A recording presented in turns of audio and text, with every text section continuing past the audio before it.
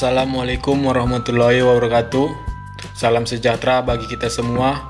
Puji syukur kehadirat Allah Subhanahu wa taala dan tak lupa salawat kepada Nabi Muhammad SAW. Kami dari kelompok 1, kelas IP1, Prodi Ilmu Perpustakaan, Fakultas Ilmu Sosial. Pada kesempatan kali ini, kami akan mempresentasikan hasil tugas kami, yaitu mencari kesalahan dalam berbahasa Indonesia. Sebelum melanjutkan materi yang dibahas, saya akan memperkenalkan kelompok saya.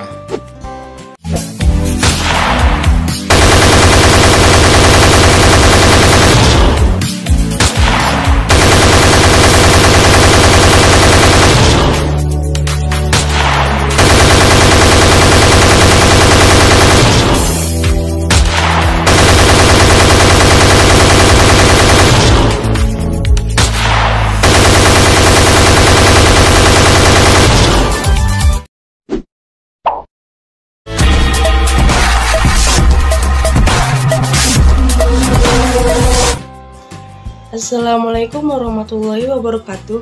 Perkenalkan, nama saya Disipe Priani Daulae, NIM 0601211008. Di sini saya akan menjelaskan kesalahan ejaan bahasa Indonesia. Sebelum membahas, kita cari tahu dulu pengertian dari ejaan bahasa Indonesia. Menurut KBBI, bahasa Indonesia berarti kata ejaan adalah kaidah cara menggambarkan bunyi-bunyi atau kata, kalimat, dan sebagainya dalam bentuk tulisan, huruf-huruf, serta penggunaan tanda baca. Ejaan berasal dari kata dasar eja. Di sini saya akan menganalisis apa saja kesalahan dalam iklan layanan masyarakat seperti berikut ini. Dijual. Penulisan spanduk iklan pada gambar di atas pasti tidak tahu ada dua macam di dalam kalimat. Di yang pertama menunjukkan tempat yang harus dituliskan terpisah dari kata yang menunjukkan tempat. Di yang kedua merupakan sebuah awalan untuk sebuah kata kerja pasif yang harus digabungkan pada kata yang diawalinya. Jadi kata depend yang ada di gambar itu harus digabung menjadi dijual, karena kata jual merupakan kata kerja. Bila mana digabungkan dengan kata depend, maka kata jual itu menjadi kata kerja pasif. Yang kedua, tanda baca pada uang. Jadi pada gambar di atas penggunaan tanda titik salah, seharusnya pemisahan bilangan ribuan atau kelipatannya. Penulisan yang benar adalah tanpa ada spasi atau tanda baca apapun setelah RP dan sebelum angka, seperti berikut ini. Dan penulisan dalam Danau Toba, perbaikannya adalah Danau Toba. Banyak orang terkadang menulis Danau Toba itu huruf kecil semuanya. Di dalam penulisan bahasa Indonesia, jika menulis kata tempat, maka diawali dengan huruf kapital seperti Danau Toba, Kota Medan. Yang selanjutnya, cash atau kredit.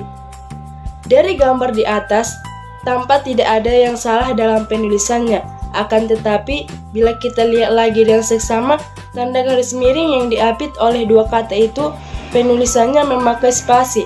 Seharusnya, baik kata yang mendahului tanda garis miring maupun kata yang sebelum tanda garis miring, keduanya tidak menggunakan spasi.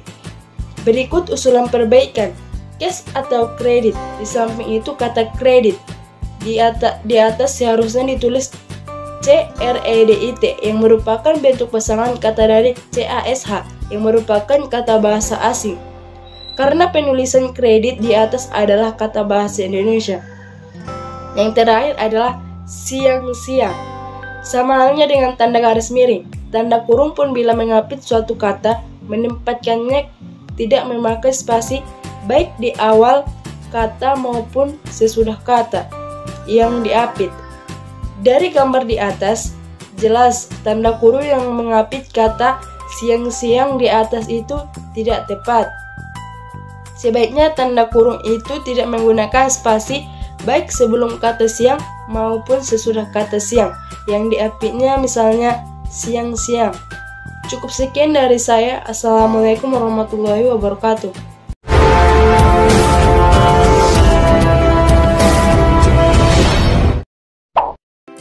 Assalamualaikum warahmatullahi wabarakatuh. Perkenalkan, nama saya Putri Maharani dengan NIM 0601212021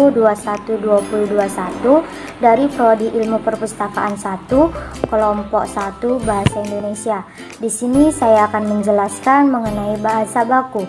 Apa yang dimaksud dengan bahasa baku?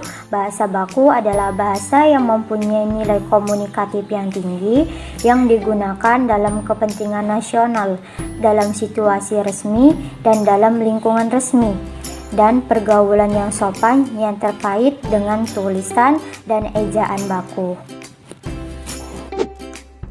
Jadi, kesalahan-kesalahan dalam penggunaan bahasa baku di tempat umum seperti kata ekspres dan foto yang tertera pada spanduk di atas merupakan kata yang tidak baku.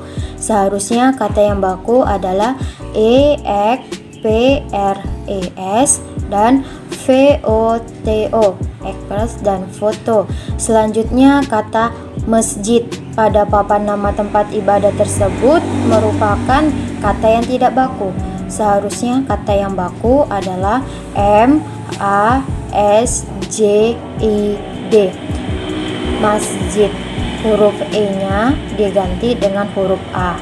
Selain kita temui pada tempat umum, kita juga menemui pada media cetak seperti kata zaman merupakan kata yang tidak baku. Seharusnya ditulis dengan kata zaman. Di awal hurufnya ditulis dengan huruf Z dan bukan huruf J. Terima kasih.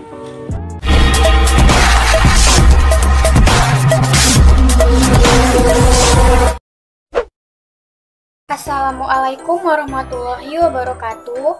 Perkenalkan, nama saya Nadra Rifani dengan NIM 0601211010 dari Prodi Ilmu Perpustakaan 1 dari kelompok 1 Bahasa Indonesia.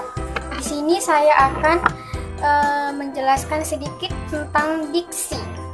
Diksi merupakan kemampuan memilih kata-kata yang cocok dan tepat untuk digunakan dalam mengungkapkan gagasan atau ide yang menyangkut persoalan fraseologi atau cara memakai kata-kata atau frasa di dalam konstribusi yang lebih luas, baik dalam bentuk tulisan maupun ujaran.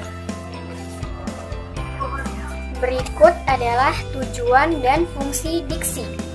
Tujuan diksi adalah untuk memperoleh keindahan guna menambah daya ekspresivitas. Lalu fungsi diksi adalah yang pertama, komunikasi menjadi lebih efektif. Yang kedua, menciptakan komunikasi yang baik dan benar. Yang ketiga, membentuk ekspresi ataupun gagasan yang tepat sehingga dapat menyenangkan pendengar ataupun pembacanya. Lalu yang keempat adalah mencegah salah pemahaman.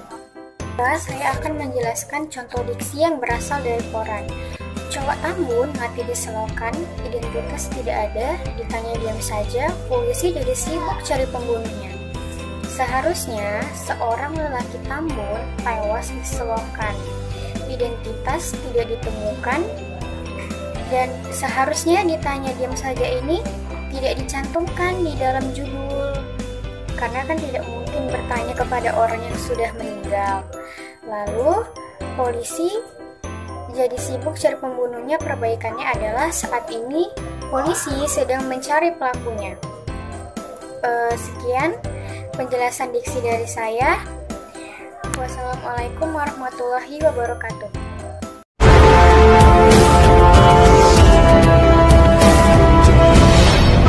Assalamualaikum warahmatullahi wabarakatuh. Nama saya Nur Fauzi Utami, NIM 0601212030. Di sini saya akan menjelaskan mengenai kalimat efektif. Jadi, kalimat efektif merupakan kalimat yang disusun berdasarkan kaidah-kaidah yang berlaku seperti unsur-unsur penting yang harus dimiliki setiap kalimat, memperhatikan ejaan yang disempurnakan, serta cara memilih kata atau diksi yang tepat dalam kalimat. Kalimat efektif memiliki beberapa ciri-ciri, di antaranya yang pertama yaitu adanya kesepadanan. Kesepadanan merupakan keseimbangan antara pikiran kita, dengan struktur bahasa yang kita gunakan. Selanjutnya ada keparalelan. Keparalelan ini adalah kesamaan serta kesejajaran bentuk kata yang digunakan dalam sebuah kalimat. Lalu ada kehematan. Kehematan adalah menghindari penggunaan kata, frase, atau bentuk lain yang tidak diperlukan. Kemudian ada kecermatan. Kecermatan dalam kalimat efektif ini memiliki maksud sebagai kalimat yang tidak menimbulkan pengertian ganda dan tepat dalam pilihan kata. Lalu ada kepaduan. Kepaduan dalam kalimat efektif dimaksudkan sebagai kepaduan pernyataan dalam kalimat itu sehingga informasi yang disampaikan tidak terpecah-pecah. Lalu yang terakhir ada kelogisan. Jadi kelogisan di sini adalah ide yang disampaikan pada kalimat tersebut dapat diterima oleh pendengar dan akal serta sesuai dengan ejaan yang sudah disempurnakan. Kemudian saya akan menjelaskan mengenai contoh kalimat efektif yang salah dan perbaikannya. Yang pertama itu ada dari kutipan berita yang berjudul "Jumlah polisi bunuh diri meningkat". Pada kutipan berita ini dituliskan bahwa tahun 2011 hanya ada 1 polisi yang bunuh diri di Sumatera Utara. Kalimat perbaikannya yaitu tahun 2011 terdapat 1 orang polisi yang bunuh diri di Sumatera Utara. Kemudian di kalimat selanjutnya yaitu tekanan tugas di lapangan cukup berat, kadang harus 24 jam berada di lapangan. Nah, untuk kalimat pembenarannya yaitu tekanan tugas di lapangan yang cukup berat dan terkadang harus berada 24 jam di lapangan. Contoh lain dari kalimat tidak efektif itu terdapat dari sebuah kutipan artikel. Di dalam artikel tersebut berbunyi seperti ini. Dengar ortu ribut sama tetangga, kakak adik marah, tetangga dibacok. Untuk kalimat pembenarannya, mendengar orang tua ribut dengan tetangga, kakak beradik marah dan menikam tetangga. Kemudian contoh lain yaitu masih dari artikel yang sama. Dalam artikel tersebut menyebutkan kesal karena orang tuanya diajak berantem, seorang pemuda bersama adiknya melakukan aksi penganiayaan warga di lokasi di Pondok Ungu RT 0307 Mendasatria Kota Bekasi Selasa petang kemarin riuh. Nah, untuk kalimat pembenarannya yaitu kesal karena orang tuanya diajak bertengkar dengan tetangganya.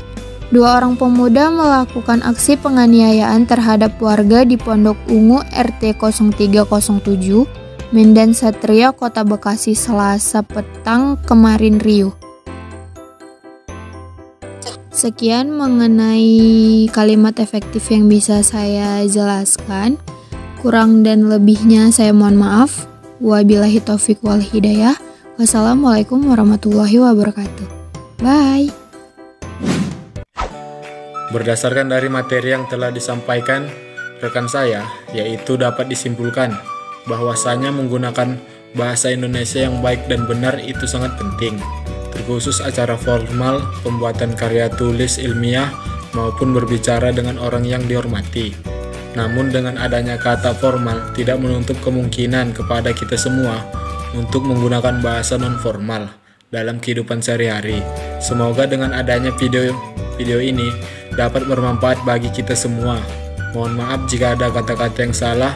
Sekian, terima kasih. Wassalamualaikum warahmatullahi wabarakatuh.